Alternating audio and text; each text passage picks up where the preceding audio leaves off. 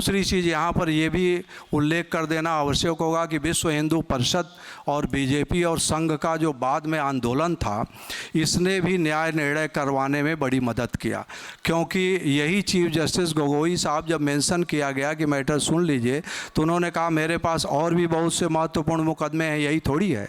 लेकिन बाद में सरकार और इनके संगठनों ने जो दबाव डाला, उसके कारण जो है सर जल्दी सुनने पर राजी हो गए। और उसके अलावा जो कार सेवकों ने, अशोक सिंघल जी ने जो आंदोलन चलाया था और जो कार सेवकों ने उस ढांचे को ध्वस्त कर दिया, अगर उन सारे कार सेवकों को और श्रीमान अशोक सिंघल को की भूर प्रशंसा करनी चाहिए, उनको श्रेय देना चाहिए। अगर ढांचा उन्होंने न गिराया होता तो ये आज की अदालतें इतना ताकत न जुटा पाती कि मस्जिद के ढांचे में मंदिर घोषित कर देती, कभी न करती। कोई बीच बचाव का रास्ता निकालती, बगल बनवा देती, ये कर देती, वो कर देती, लेकिन वो कभी ना कर पाती।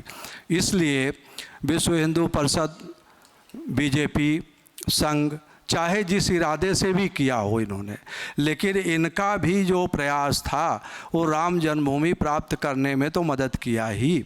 और शंकराचार्य का जो प्रयास था वो तो अत्यधिक है, क्योंकि कानून के कारण ही मिला।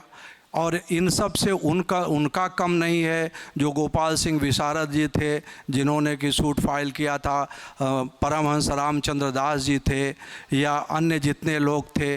और ये जब वो मर गए, उनका शरीर छूट गया देवकी नंदन अग्रवाल का, तो उस समय नेक्स्ट फ्रेंड राम सखा हम लोग कहते थे, त्रिलोकीनाथ पांडे थे। वो बेचारे माने VHP के थे, हम शंकराचार्य के अधिवक्ता थे।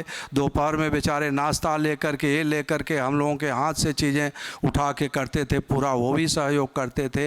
यानी वहाँ पर कोई टीम का विभाजन नहीं था। निर्मोही अखाड़े के वकील तरुणजीत वर्मा से हमने कहा कि भाई मैं लिमिटेशन पर बहस करूंगा तो तुम्हारा सूट भी डिसमिस हो जाएगा, तो क्या कहते हो, बहस करूं कि नहीं? वो बोले सर कर दीजिए, डिसमिस हो जाएगा, हो जाए, भगवान राम को मिले। और मेरी बहस पर डिसमिस हो भी गया था निर्मोही अखाड़े का सूट। तो इतना त्याग बलिदान वकीलों के बीच में था। तमाम ऐसे एडवोकेट रहे जो उन्होंने वहाँ योगदान दिया, कितने के शरीर छूट गए मुझे उनका नाम नहीं मालूम है। बाकी जितना स्मरण कर सका मैंने आप लोगों को बताया। ये प्रकरण तो बहुत लंबा है, इसलिए अब अपनी वाणी को विराम देता हूँ।